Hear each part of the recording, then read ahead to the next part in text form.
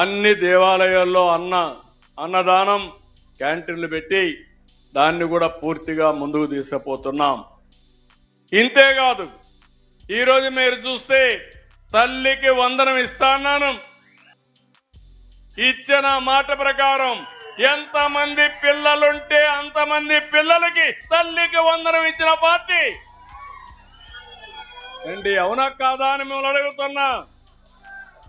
ఏం తమ్ముళ్ళు 6 మంది పిల్లలుంటే 90,000 ఇచ్చాం.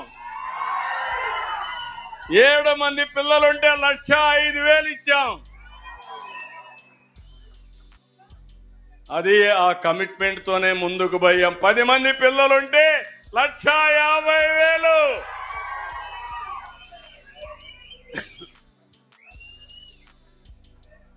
ఎందుకంటే నేను జనాభాను కూడా పెంచాలనుకుంటున్నాను,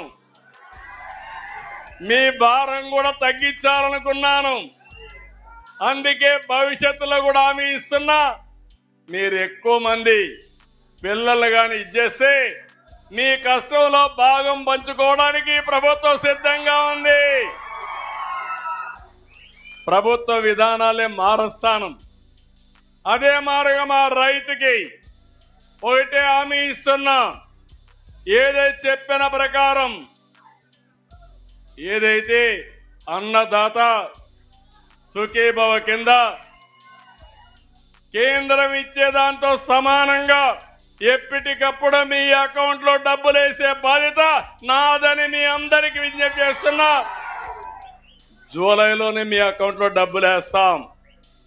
ఇంకో పక్క మా ఆడబిడ్డలకు శుభవార్త, జిల్లాలో ఎక్కడ తిరగాలన్నా ఆగస్టు 15 తర్వాత ఫ్రీ బస్.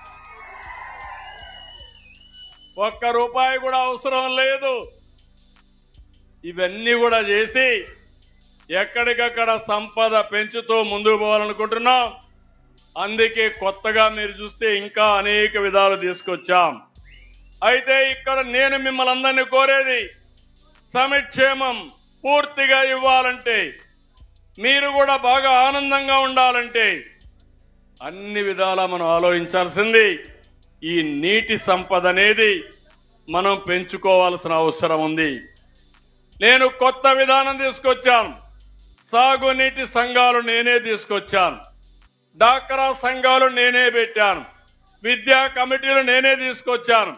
దానికి కారణం ఎవరైతే స్టేక్ హోల్డర్స్ ఉన్నారో వాళ్ళకి పెత్తనం ఇవ్వాలని మీ అందరికీ తీసుకొచ్చాం.